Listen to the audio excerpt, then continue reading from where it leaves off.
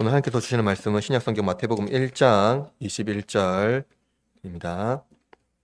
다 찾으신 줄 알고 제가 하나님 말씀을 받들어 읽도록 하겠습니다. 이것은 하나님의 말씀입니다. 아브람과 다윗의 자손 예수 그리스도의 계보라. 아브라함이 이삭을 낳고 이삭은 야곱을 낳고 야곱은 유다와 그의 형제를 낳고 유다는 다말에게서 베레스를 낳고 베레스와 세레를 낳고 베레스는 헤스론을 낳고 헤스론은 람을 낳고 람은 아미나답을 낳고 아미나답은 나손을 낳고 나손은 살몬을 낳고 살몬은 라합에게서 보아스를 낳고 보아스는 룻에게서 오벳을 낳고 오벳은 이셋을 낳고 이셋은 다윗 왕을 낳으니라. 다윗은 우리아의 아내에게서 솔로몬을 낳고 솔로몬은 르호보암을 낳고 르호보암은 아비야를 낳고 아비야는 아사를 낳고 아사는 여호사밧을 낳고 여호사밧은 요람을 낳고 요람은 우시아를 낳고 우시아는 요담을 낳고 요담은 아하스를 낳고 아하스는 히스기야를 낳고 히스기야는 므낫세를 낳고 므낫세는 아몬을 낳고 아몬은 요시아를 낳고 바벨론으로 잡혀갈 때에 요시아는 요고냐와 그의 형제들을 낳으니라. 바벨론으로 잡혀간 후에 요고냐는 스알디엘을 낳고 스알디엘은 수룹바벨을 낳고 수룹바벨은 아비옷을 낳고 아비옷은 엘리야김을 낳고 엘리야김은 아소르를 낳고 아소르는 사독을 낳고 사독은 아킴을 낳고 아킴은 엘리옷을 낳고 엘리옷은 엘리아사를 낳고 엘리아살은 mat단을 낳고 mat단은 야곱을 낳고 야곱은 마리아의 남편 요셉을 낳으니 말라기에서 그리스도라 칭하는 예수가 나시니라. 그런즉 모든 대수가 아브라함부터 다윗 때까지 14대요. 다윗부터 바벨론으로 잡혀갈 때까지 14대요. 바벨론으로 잡혀간 후부터 그리스도까지 14대더라. 예수 그리스도의 나심은 이러하니라. 그의 어머니 마리아가 요셉과 약혼하고 동거하기 전에 성령으로 인기된 것이 나타났더니 그의 남편 요셉은 의로운 사람이라 그를 드러내지 아니하고 가만히 끊고자 하여 이 일을 생각할 때에 주의 사자가 형몽하여 이르되 다윗 자손 요셉아 내 아내 마리아 데려오기를 무서워하지 말라. 그에게 잉태된 자는 성령으로 된 것이니라. 아들을 낳으리니 이름을 예수라 하라. 이는 그가 자기 백성을 그들의 죄에서 구원할 자이심이니라. 아멘. 오늘은 주님 오심을 기다리는 대림절 첫째 주일입니다. 이 대림절이란 성탄절 절기 전에 4주간을 예수님이 오시며 다시 오실 날을 기다리는 걸 소망하는 날입니다. 대림절에는 이제 대림절 예배 형체가 있는데요. 뭐 초를 먼저 해서 초를 키면서 주님 오실 날을 이제 촛대에 하고, 특별히 대림 첫째 주일은 이 보라색이 그 예배의 그 어떠한 그 코드라고 할 수 있는데요. 그것은 이제 소망과 주님 오실 것을 기다리는 첫 번째 주를 기다리는 날입니다. 그래서 저는 오늘 이렇게 보라색 넥타이를 이렇게 메고 왔습니다. 따라서 이제 사실은 이제 원래 세상력은 성탄절을 끝나고 나서 이제 시작이 되는데, 우리는 사실 대림절 첫 주간이 이제 세상의 시작이다라고 할 수 있어요. 그래서 우리는 이미 세상 이제 새해가 오늘부터 시작된 거라 할 수 있고, 교회를 따르면 할 수 있습니다. 동서고금을 막론하고 그 족보는 인류의 역사, 어떤 흔적을 보여주는 중요한 기록입니다. 우리나라에는 이제 조선왕조실록이 있고, 또 세계에도 여러 나라에도 그런 어떤 계보들이 있고, 또 각 개인마다 그런 역사의 어떤 흔적들이 다 있습니다. 한 개인도 삶에 또 그런 흔적들이 다 있죠. 인류의 보편적인 어떤 자유와 평등이 오늘날 중요해졌지만, 여전히 개인과 혈통에 관련된 이슈는 또 중요합니다. 왜냐하면 혈통 또는 족보는 그 한 개인의 또 어떤 가문의 어떤 정체성을 증명해 주기 때문입니다. 이러한 측면에서 신약 성경을 시작하는 그 첫 시작점에서 예수 그리스도의 계보로 시작하는 것은 어떤 중요하고 또 당연하다 할 수 있을 것 같습니다. 이는 하나님의 언약으로 오신 예수 그리스도께서 어떻게 세상에 오셨는지 알 수 있기 때문입니다. 성경은 이 어떤 그 계보 또 어떤 족보를 매우 중요한 기록으로 다루고 있는데요.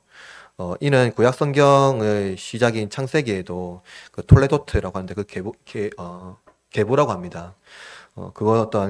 그것을 중심으로 서술되고 있습니다. 창세기부터 창세기 전체가 사실은 어떤 그 족장의 시대, 그리고 어떤 계보에 따라서 어떻게 흘러가는지를 중요하게 다루고 있기 때문에 이러한 것은 매우 중요합니다.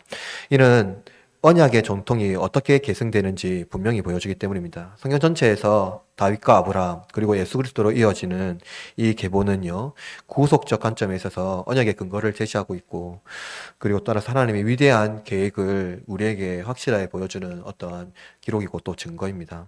신약 성경의 시작이 마태복음 1장 1절은 이렇게 말하고 있죠. 오늘 본문 1장 1절에 다윗과 아브라함의 자손 예수 그리스도의 계보라라고 시작합니다. 그러나 원문에서는 그리스도의 자손 다윗과 아브라함의 족보다라고 시작하고 있는데요. 아브라함과 다윗이 있기 이전에 예수 그리스도가 이미 계셨습니다. 그러니까 예수 그리스도가 그때 오신 분이 아니라 이미 태초 전부터 계셨다라는 거죠. 그리고 사실은 아브라함이 예수님이 아브라함과 다윗 자손으로 오신 분이 아니라 사실은 예수님이 아브라함과 다윗의 계보로 오시겠다고 이미 작정하신 분이다라는 것을 알 수가 있죠. 언약의 주인이 예수 그리스도이시기 때문입니다. 본문은 태초부터 계셨던 예수 그리스도께서 다시 아브라함과 다윗 그리고 여자의 후손으로 예언된 마리아에 대해서 그가 오신 것을 성경이 증명하고 있습니다. 이러한 측면에서 제가 여러분에게 설교하고자 하는 주제는 이것인데요. 예수 그리스도의 오심은 그분의 구원을 예비하며 순종하는 자에게 주시는 은혜의 선물입니다. 오늘 함께 본문의 말씀을 통해서 우리 주 예수 그리스도께서 이 땅에 오심을 기억하며 하늘에는 영광, 땅에는 그를 고백하는 자들의 기쁨이 되는 시간이 되기를 바랍니다. 첫째, 예수 그리스도의 계보는 하나님의 언약의 성체입니다. 먼저 우리는 본문을 읽을 때에 독특한 점을 하나 발견할 수가 있는데요. 성경에 기록된 고대 근동의 문화에서는요, 이 족보는 남성만 기록하는 것이 일반적인 형태였습니다. 그것은 세계 어디도 일반적인 어떠한 형태였긴 하였죠. 누가복음 3장 23절과 28절에 등장하는 예수님의 족보에는요, 남자만 76명 기록되어 있는데요. 그런데 마태복음에 기록된 족보에는 42명만 기록되어 있습니다. 그리고 마리아를 제외하면은요, 4명의 여성이 기록되어 있습니다. 특별히 이제 누가복음에는 여성이 아예 기록되어 있지 않는데요. 마태복음에는 여성이 기록되어 있다는 것이 좀 독특한 점이라 할 수 있습니다. 그런데 마태는 왜 이 마리아를 제외하고도 4명의 여성을 더 기록했을까요? 이 본문에서 40이라는 숫자를 맞추기 위하여 유다의 왕 몇 명을 빠뜨렸습니다. 빠뜨린 왕들은 8절 요람부터 요시아 사이의 아하시야, 요아스, 아마시아, 11절부터 요시아, 11절에서 요시아부터 요고냐까지 그 사이에 여호아스, 요야김, 그리고 요고냐 다음으로 시드기야가 있는데요. 이 왕들을 빠뜨렸습니다. 마태가 이 왕들을 기록하지 않고 당시에 족보에 기록하지 않는 여성을 기록한 것은 어떻게 보면 그 상식에 어긋난 것처럼 보일 수 있습니다.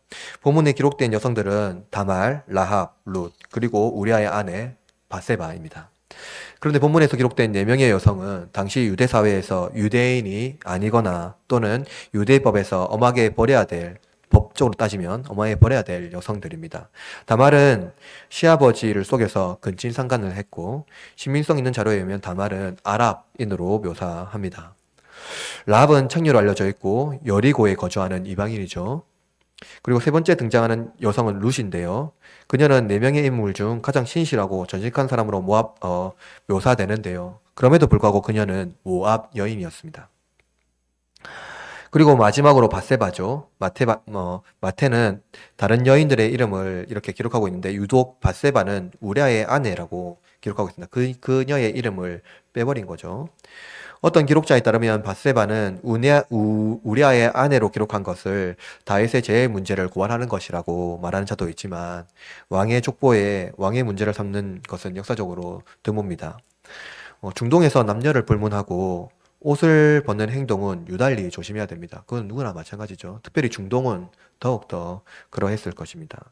그러나 지위가 높은 사람보다 높은 위치에 살지 않았습니다. 그러니까 보통 그것은 어느 시대도 마찬가지인 것 같은데요. 높은 위치에 산다라는 것은 그만큼 높은 지위를 말해주고 있는 것이죠. 그러니까 당시 왕보다 높은 집에 살 수는 없었습니다. 그죠? 왕이 가장 높은 그 지위에 살았습니다. 그리고 그 중세시대도 마찬가지죠. 중세시는 영주가 있었는데요. 영주가 그 성의 가장 큰 위치에 위치하고 있고요. 그래서 그 영주를 통해서 그 성의 주민들이 살고 있습니다. 이것은 무엇을 말합니까? 가장 높은 위치보다 높은 건물에 살 수 있는 사람은 영주보다, 그러니까 왕보다 영주보다 같은 높은 집에 살 수 있는 사람은 아무도 없다는 것을 보여줍니다. 그래서 고고학자의 발견에 의하면 당시 예루살렘은 작았고요. 그렇게 큰 성읍이 아니었고, 바세바의 집과 왕궁의 거리는 약 6m 거리밖에 되지 않았을 것이라고 고대 운동학자들이 말하고 있는데요. 그녀의 남편은 군사였고 작은 연봉으로 살았습니다. 아마도 다윗 왕이 이번 전쟁에 출전하지 않았다는 소식을 아마 사람들 많이 들었고요. 아마 또 이 바세바는 호시탐탐 기회를 엿보다가 자기 집들 안에 나가 궁전이 잘 보이는 곳에서 목욕을 했을 것으로 예상하는 사람들이 있습니다. 그것도 다윗 왕이 가장 잘 보이는 시간에 염두에 두고 말이죠. 성경은 바세바에 대한 어떤 의로운 흔적에 대한, 그러니까 그녀의 기록에 대한 상세한 기록이 없습니다. 그러니까 바세바에 대한 기록이 기록되어 있지 않았다는 것이죠. 다말, 라합, 룻은 성경의 기록에 의하면 그들의 삶에 대해서 흔적을 찾아볼 수가 있습니다. 그가 무엇을 했고 어떠한 의를 행했는지를 알 수가 있는 것이죠. 그러나 바세바에 대해서는 그녀의 상세한 기록이 없습니다. 남성들을 기록하는 족보에 흠이 있는 여성을 기록한 이유가 무엇일까요? 왜 마태는 그렇게 유대인도 아니고요. 이방인 여성들, 그리고 어떻게 보면은 좀 흠이 있는 여성들의 그런 기록한 이유는 무엇일까요? 마태는 그의 복음서에서 남성과 여성 간의 장벽, 특별히 이방인과 유대인의 장벽, 선인과 악인의 장벽, 의인과 죄인의 장벽을 허물어 버리는 것입니다. 에베소서 2장 13절에 이렇게 말하고 있는데요. 그는 우리의 화평이신지라 둘로 하나를 만드사 원수된 것 곧 중간에 막힌 담을 자기 육체로 오시고, 또한 예수님은 우리와 같이 사람을 차별하지 않는데요. 로마서 3장 22절에 이렇게 말합니다. 곧 예수 그리스도를 믿음으로 말미암아 모든 믿는 자에게 미치는 하나님의 의인이 차별이 없느니라. 누구도 예수 그리스도의 공로로 받은 은혜를 자기의 공로로 말하지 않는데요. 로마서 3장 24절에는 또한 이렇게 말합니다. 예수 그리스도 안에 있는 속령으로 말미암아 하나님의 은혜로 값없이 의롭다 하심을 얻은 자 되었느니라. 따라서 여러분, 본문의 족보는 의미 없는 족보가 아니라, 그리고 마태가 혹시 실수해서 쓴 족보가 아니라요, 예수님의 오심으로 하나님의 약속이 어떻게 성취되는지를 보여줍니다. 동시에 죄인인 인간이 하나님의 언약에 참여하게 된다는 위대한 은혜를 알게 하는 것이죠. 또한 우리는 마태복음에 기록된 족보를 통해서 성경의 이 역사적 사실을 받아들일 수가 있습니다.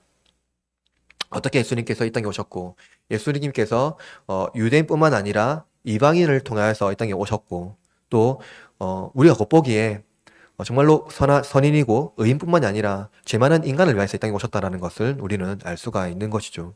역사적 문헌을 통해 자기 민족을 어떤 이들은 우월성으로 격상시키는 경우도 있습니다. 그러나 하나님의 언약을 계승한다라는 그 유대 민족의 근친상간으로 이루어진 민족이라면 누가 그들을 하나님의 택한 백성으로 볼 수가 있겠습니까? 하나님은 모든 민족 중에 오셨고 또 모든 민족을 하나님의 백성으로 이루기 위하여 오셨다라는 것을 알 수가 있습니다. 왕의 족보는 매우 위대한 족보인데 그 족보에 자신의 법에 심각한 상처를 남긴 여인을 족보에 올리지 않았을 것이기 때문이죠. 그러나 여러분, 성경은 모든 사실을 정확하게 기록하고 있습니다. 이것이 성경의 역사성을 보증하고 객관적 진리라는 사실을 입증해주는 하나의 면모라고 볼 수가 있죠. 본문의 족보는 인간의 제일 본성, 막힌 담, 원수가 된 것, 이 모두가 아무리 견고한 성이라도 하나님 사랑 아래 무너뜨린다라는 것을 보여주고 있습니다. 하나님 사랑 앞에 견줄 만한 것이 아무에게도 없다 하는 것을 말씀하고 있는 것이죠. 예수님의 족보는 인간의 연약함을 그대로 보여줍니다. 우리가 얼마나 죄가 많은지, 얼마나 우리가 나약한지, 그리고 우리가 이 땅에 나그네로 왔고 우리는 이 땅에서 언젠가는 끝날 존재라는 것을 분명히 보여주고 있는 것이죠. 그리고 이러한 연약함을 통해서 하나님은 그의 아드님을 우리에게 보내셨다는 것이죠. 인간의 족보 안에서 우리에게 보내셨고 위대한 언약을 이루셨다라는 것입니다. 따라서 이 성경에 말한 바 언약의 보증은 우리에게 있지 않고 우리 밖에 있는 그리스도 안에 있다는 것을 확실하게 보여주고 그것이 우리의 유일한 소망이라는 것을 알려주고 있습니다. 둘째, 예수 그리스도의 오심은 새로운 시대의 도래입니다. 하나님 나라의 임재, 하나님의 도래는 구약 성경에서 하나님의 큰 일, 큰 날 또는 화의 날, 두려운 날로 묘사합니다. 신약 성경에는 이 날을요, 회복의 날, 승리의 날로 묘사하고 있는데요. 구약 성경에서 하나님의 날은 이방인들에게 선포되는 말씀이며 유대인들에게는 공의와 정의를 행하지 않는 자들에게 하나님의 심판의 말씀을 하고 있습니다. 이방인들에게 선포되는 하나님의 날은 그야말로 공포의 날입니다. 왜냐하면 멸망받을 날이기 때문이죠. 그런데 그 날에 관한 오해가 있습니다. 바로 몸과 영혼에 관한 이해인데요. 우리 그리스도인들은 예수님께서 죽은 자 가운데서 다시 살아날 것을 믿습니다.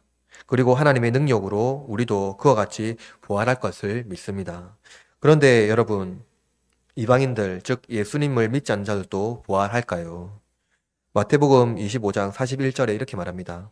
왼편에 있는 자들에게 이르시되 저주받을 자들아 나를 떠나 마귀와 그 사자들을 위하여 예비된 영원한 불에 들어가라. 성경에서 불의한 자들에게 예비된 불못이 있다라고 말하는데요. 그런데 만약 영혼만 있다면 고통받을 수 있을까요? 물론 영혼도 고통받습니다. 그런데 육신이 받는 고통과는 다르겠죠. 성경에서는 철학적 방법으로 이해해서는 안 되는데요. 우리는 플라톤이 말하는 영육이원론 또는 제1 영혼론, 영혼만 존재한다는 그런 이해를 받아들이지는 않습니다. 하나님께서는 몸과 영혼이 분리하지 않으시고 하나가 되었을 때 생명이 되었다라고 창세기에서 말씀하고 있습니다. 성경은 의인과 죄인이 우리 주께서 오시는 날에 예비된 곳에 있다고 말합니다. 의인과 죄인이 존재하고 주께서 반드시 다시 오실 것인데 그들은 예비된 곳에 있을 것이라고 말하고 있는데요. 마태복음 25장 46절에 이렇게 말합니다. 그들은 영벌에, 의인들은 영생에 들어가리라 하시니라. 즉 죄인들은 영벌을 받을 지옥에, 의인들은 영생을 누릴 천국에 들어간다고 말합니다. 그런데 성경을 주의 깊게 읽으면 지옥과 천국이라는 개념을 정확하게 이해하는데요. 그것은 예수님께서 다시 오실 그때에 천국과 지옥이 확실하게 나타나고 있다는 것이죠. 그리고 예수님께서 아직 오직 않은 이 땅에서는 천국은 낙원, 지옥은 음부라고 성경은 기록합니다.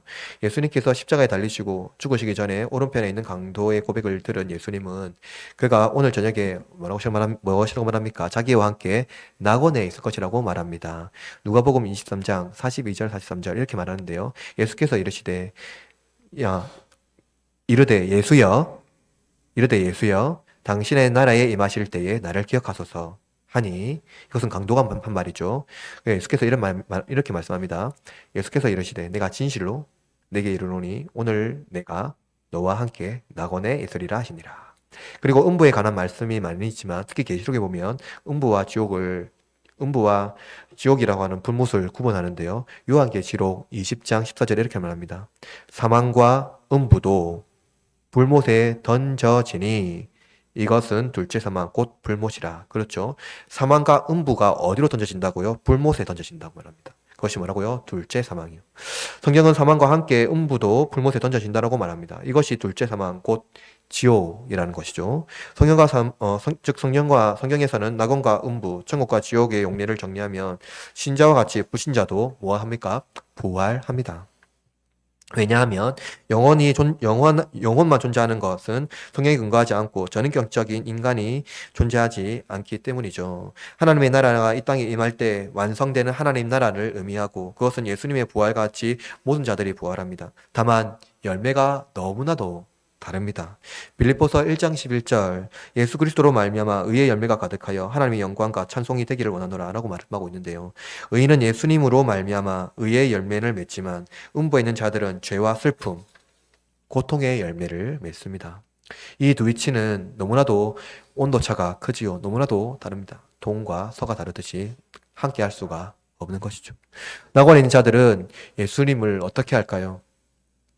빨리 오시기를 대망하고 기다립니다. 지금도 너무 좋은데 예수님 오시면 얼마나 더 좋을까 하고 기다리고 있는 것이죠. 그리고 예수님이 다시 이 땅에 오시면 어떻게 됩니까? 썩어져 있는 육신을 다시 입게 될 것인데 그 육신이 어떤 육신일까요? 놀랍고 새로워지는, 즉 다시는 썩지 않고 부패되지 아니하는 그런 놀라운 몸을 얻게 될 것입니다. 그리고 그 몸은요, 어떤 몸입니까? 죄와 사망이 가득한 몸이 아니라 기쁨과 즐거움과 이 땅에서 우리가 만족할 수 없는, 그러니까 형언할 수 없는 그 기쁨의 몸을 얻게 되는 것이죠. 그렇게 노래하고 기뻐하는 반면 음부에 있는 자들은 어떻게 됩니까? 예수님 다시 오시면 안 되겠죠. 다시 오시기 않기를 기다리는 자들이 될 것입니다. 지금도 고통스러운데 몸을 입은 채로 심각한 고통에 빠지지 않기를 바랄 것입니다. 그날을 두려워할 것이기 때문이죠. 성경은 하나님의 인재의 첫 시작을 마태복음에 기록하고 있고, 예수님이 오시면 새로운 시대, 곧 죄와 사망을 걷고 하나님의 인재가 역사에 임하게 되는 시작을 말하는 것입니다. 예수님이 첫 번째 오셨을 때 어떤 사건이 일어나죠? 죄와 사망이 거쳐집니다. 죄인이 의롭게 되고 영원한 하나님의 나라에 들어가게 되는 것이죠. 즉 죄와 어둠의 세상에서 빛과 소망이 되신 예수 그리스도께서 오심으로 하나님 나라가 이 땅에 침투하게 되는, 오게 되는, 임하게 되는 역사자운 새로운 시대가 개막된 것을 말하고 있습니다. 바로 우리는 그 시대에 살고 있는 것이죠. 마태는 예수님의 족보와 오심을 통해 말씀하고 있습니다. 예수님의 족보에는 그분에게 전혀 관련 없는 자들을 하나로 모으시고 죄인을 부르셔서 직접 그들의 구주가 되시겠다고 선언하십니다. 그분의 이 땅에 오심으로 새로운 시대, 개막을 여신 것은 그가 인간이 되셔서 우리와 같은 처지가 되셨고 임마누엘 되심으로써 우리와 함께 하신 것을 성취하셨기 때문입니다. 이것은 옛 에덴 동산의 성취를 그대로 보여주는 극적인 묘사입니다. 하나님은 인간과 함께 하셨지만 죄로 말미암아 하나님과 원수된 인간이 하나님을 떠나게 되었는데, 하나님의 위대한 계획은 다시 원래의 하나님 형상대로 인간을 회복하고 하나님과 우리가 함께 거하는 그 새 시대를 여셨고, 우리는 그 시대에 살고 있습니다. 이미 시작된 하나님 나라의 원형을 예수님 오심으로 새 시대가 임했고, 예수님이 다시 오셨을 때에 그 시대는 완성이 될 것이라 할 수가 있겠습니다. 셋째로, 언약의 백성들은 순종함으로 예수님의 오심을 기다리는 자들입니다. 성경에는 예수님의 숫대고지를 알려주는 책 두 권이 있는데요. 한 권은 마태복음, 한 권은 누가복음입니다. 마태복음은 요셉을 중심으로 기록되어 있고요. 누가복음은 마리아를 중심으로 서술하고 있습니다. 우리가 읽은 본문은 마태복음이기 때문에 요셉이 본문에서 중요한 위치를 차지하고 있는데요. 마태복음에서 성경은요, 요셉을 의로운 사람으로 묘사합니다. 오늘 본문 19절 있죠? 19절 한번 읽어볼까요? 시작. 는 의로운 사람이라 그를 드러내지 아니하고 가만히 끊고자 해. 여러분, 여기서 요셉의 행위가 의롭다고 성경은 기록하고 있습니다. 그의 행위는 마리아에 대한 정의를 보여줍니다. 여러분, 성경은요, 약혼이라는 단어를 사용할 때 유대의 전통에서 어떻게 그 의미를 말하고 있는지를 파악해야 됩니다. 그러니까 약혼 혹은 그 단어를 쓸 때 우리의 전통에서 발견하면 안 되고요. 그 당시 이제 유대인들의 전통에서 이제 우리가 이해해야 되겠죠. 여러분, 약혼은 구속력이 없는 상태이지만 정혼은 구속력이 있는 상태입니다. 그것은 무엇입니까? 사실혼이라는 구속력을 가지고 있습니다. 그러니까 우리의 전통과가 다르죠. 유대인의 정혼은 사실혼의 관계에 들어가게 되는 것입니다. 신명기 22장 23절에 근거하면 정혼한 여인이 성 안에서 남자를 만나 동침하면 어떻게 되냐고 기록하냐면 둘 다 돌로 쳐서 죽여야 한다고 말합니다. 정혼한 여인이요. 그리고 남자도 마찬가지고, 만약 요셉이 그 자신의 결백을 주장하기 위하여서 변호인을 선임한다면 마리아는 유대인의 법에 의해서 형벌을 받게 될 것입니다. 돌로 쳐 죽임을 받게 될 것이죠. 그러나 요셉이 선택한 것은 무엇입니까? 유대법을 어겨서라도 마리아를 택하는 것이었습니다. 즉 그는 정의의 법에서 넘어서서 약한 자들을 세워나가는 그런 긍휼을 베푸는 것을 말하고 있는 것입니다. 마리아는 상한 갈대와 같이 꺼져가는 심지였을 것입니다. 마리아의 고백도 대단하죠. 그러나 유대법에 의하면 마리아는 굉장한 위기에 처해져 있는 상태이죠. 만약에 요셉이 그를 지키지 아니하면 마리아는 정말로 위험한 상태에 빠지게 될 것입니다. 그러나 요셉은 그녀를 질밟지 않았죠. 만약에 요셉이 마음이 약해서 만약에 요셉이 그 마리아를 선택한 것이 요셉의 마음이 여려서 혹은 그가 연약해서 마음이 너무 여려서 그녀를 선택했다라고 한다면 그것은 잘못된 오해입니다. 요셉은 신념이 확실한 사람이었습니다. 그런 믿음이 강직한 사람이었고 신념이 굉장한 사람이었습니다. 무엇이든 선택에 따라서 그는 행동했습니다. 그가 이것을 선택했다면 끊임없이 그를 택하고 그의 선택에 의해서 그의 신념을 버리지 않을 사람이라고 말하고 있는 것이죠. 따라서 그의 선택은 심지가 굳은 그 본인의 선택이라고 할 수가 있는데요. 왜냐하면 요셉은 마음이 약하거나 어쩔 수 없는 상황에서 그를 선택한 것이 아니기 때문입니다. 요셉의 정의로운 선택은 한 여인과 아직 태어나지 아니한 아기의 생명을 구했습니다. 그리고 의로운 요셉이라는 요셉은 어, 높, 어떤 면에서는 높이 평가를 받고 있는데요. 그래서 그의 감정에 대하여 언급한 이 본문이 없는데요. 그런데 본문의 20절에서 그의 감정이 나타나고 있는데요. 마태복음 1장 20절에 이 일을 생각할 때라고 기록하고 있습니다. 여기서 이 일이란 마리아의 임신의 소식이며 요셉은 이 일을 곱씹어 생각하고 있었다라고 말합니다. 원어에서 이 일을 생각할 때에 이것은 두 가지 의미로 볼 수 있는데요. 첫째로는 그가 생각했다. 그리고 심사숙고했다라는 의미고, 둘째는 그가 화가 났다입니다. 사실 사랑하는 정혼자가 임신했다는 사실을 알게 되었을 때 아무런 감정을 느끼지 않았다는 것은 매우 이상합니다. 이 문제를 보고 상심한 채 분노하는 것이 기본적인 어떤 인간의 반응이죠. 요셉은 이미 마음에 결정했고 마리아와 조용히 결별하기로 했지만 상심과 배신감은 없어지지 않았을 것입니다. 상상도 못한 일이 그에게 닥쳤기 때문이죠. 고대 문헌에 보면 마리아의 임신은 로마 병사와 동침하여서 생겼다라는 소문이 퍼졌을 것입니다. 그래서 어떤 자들은 예수님을 사생아로 몰아가기도 했습니다. 제3자가 들어도 이러한 이슈는 매우 고통스럽고 비난받기에 합당합니다. 그런데 당사자인 요셉의 감정은 여러분 어떠했을까요? 여러 가지 복잡한 마음이 생기지 않았을까요? 생각하면 생각할수록 화가 치밀어 오를 것이고 생각하고 싶지 않은데 생각이 떠나가지 않는 고통의 날이 그를 번잡하게 했을 것입니다. 그런데 성경은 요셉이 그러한 세상의 분노와 마리아를 쳐버려야 하겠다는 여론을 그는 이겨냅니다. 세상의 방식에서 이겨내는 것이죠. 자아 속에서 넘치는 그의 분노를 은혜로 눌러버립니다. 이것이 그가 의롭다는 것을 증명해주는 확신이라 할 수가 있겠습니다. 그때 주의 사자가 하나님의 계시를 요셉에게서 말하고 있는데요. 오늘 본문 1장 20절 말씀 읽어볼까요? 1장 20절. 이 일을 생각할 때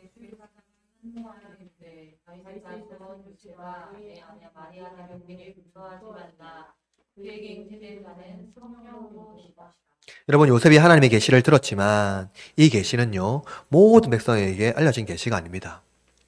유일한 사람에게만 들린 것이죠. 요셉에게만 들렸습니다. 만약에 먼저 하나님은 말씀하셨고 요셉에게도 이제 임했습니다. 요셉이 아무리 사람을 설득하고 하나님의 계시라고 이야기해도 이 말을 믿어줄 사람은 아무도 없지요. 당시 계시가 300년 동안 멈춰있던 시대였고 하나님의 인재도 오랫동안 있지 않았습니다. 구원자를 기다렸지만 구원자가 없다라고 이제는 믿기 가까운 시대가 임해 있는 것이죠. 하나님을 떠났고 제 가운데 있었던 사람들이었습니다. 메시아와 관련된 하나님의 계시는 400년 전 조상들의 이야기가 되었고 그것은 마치 조상들의 소설과 같은 이야기가 되었을지도 모릅니다. 그런 상황에서 요셉의 말을 들을 사람은 아무도 없는 것은 당연합니다. 이런 상황에서 요셉의 결단은 매우 위대하다고 할 수가 있는데요. 자신의 분노와 주위의 모든 공격을 억제합니다. 그는 자신의 분노뿐만 아니라 주위의 사람들에게도 엄청난 공격을 받았을 것이죠. 그러나 그는 깊은 긍휼과 사랑으로 마리아를 껴안죠. 놀라운 순종으로 예수님의 이 땅에 오심을 그들의 손길을 통해서 나타내고 있습니다. 마리아와 요셉을 통하여 예수님의 오심이 어떠한 것인지 보여주고 있는 것이죠. 예수님의 오심, 그것은 놀라운 하나님의 언약의 성취입니다. 하나님의 언약은 한치 앞을 볼 수 없는, 인간이 이해할 수 없는 놀라운 섭리이죠. 그분은 선하시며 그의 선하심을 우리에게 선포하십니다.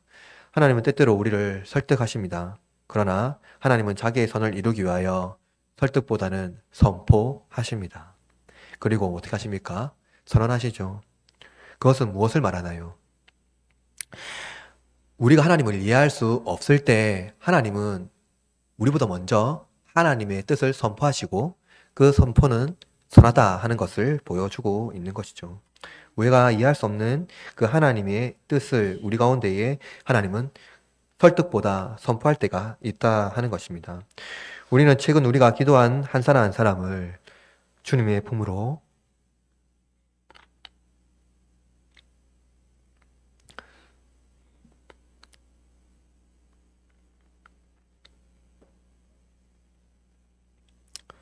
보내드렸습니다. 하나님의 언약은 대림절을 지내는 우리에게 소망이죠.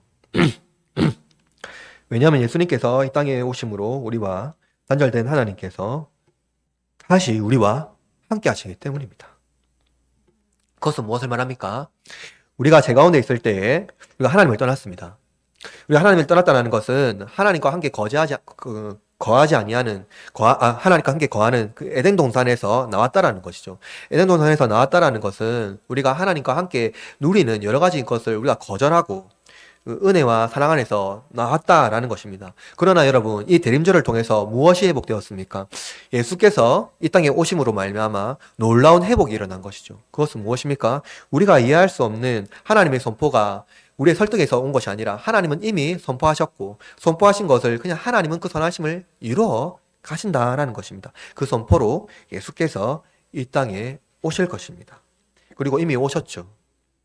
이제 우리는 하나님 언약 안에서 순종과 믿음으로 나아갑시다. 알 수 없는 인생에, 알 수 없는 한치 앞을 알 수 없는 인생을 그의 선하심과 섭리로 인도하시는 하나님을 신뢰합시다. 그분은 선하시며 우리에 대한 놀라운 계획을 가지고 계십니다. 예수님이 이 땅에 오셨습니다. 우리는 본문의 하나님의 언약을 따라 예수의 오심을 기대하며 요셉을 사용하신 하나님의 은혜로 자기의 존재를 숨기시고 오직 하나님만 나타내는 의로 충만한 성도가 되어야 하겠습니다. 말씀을 마무리하겠습니다. 우리는 오늘 본문의 말씀을 통하여 예수님의 계보 가운데에 불의한 여인들을 그리고 우리가 얼마나 불의한지를 살펴보는 가운데에 예수님의 출생이 얼마나 위대한 역사인지 살펴보았습니다. 이는 원수된 자들의 장벽을 허물고 의인과 죄인, 선인과 악인, 유대인과 이방인 이 모든 정벽을 허물고 복음의 능력을 선포하신 것이며 예수님께서 이 땅에 오심으로 새로운 시대 곧 하나님의 나라가 우리에게 임했고 다시 오심으로 완성하실 사실을 우리가 살펴보았습니다. 마지막으로 인간의 순종으로 말미암아 하나님의 언약에 성취되는 성취가 얼마나 우리 가운데 기쁨이 되고 소망이 되는지를 성경을 통해 살펴보았습니다. 그러므로 우리는 성경의 가르침을 따라서 언약의 계보에 그 예수께서 우리에게 오셨고 또 우리가 하나님의 가족이고 예수님의 족보에 우리의 이름이 새겨져 있다라는 것을 잊어서는 안 되고 예수님의 계보 안에 속해 있는 자로서 그 말씀에 순종하는 삶의 태도로 경건과 믿음으로 나아가는 우리 모두가 되어야 하겠습니다.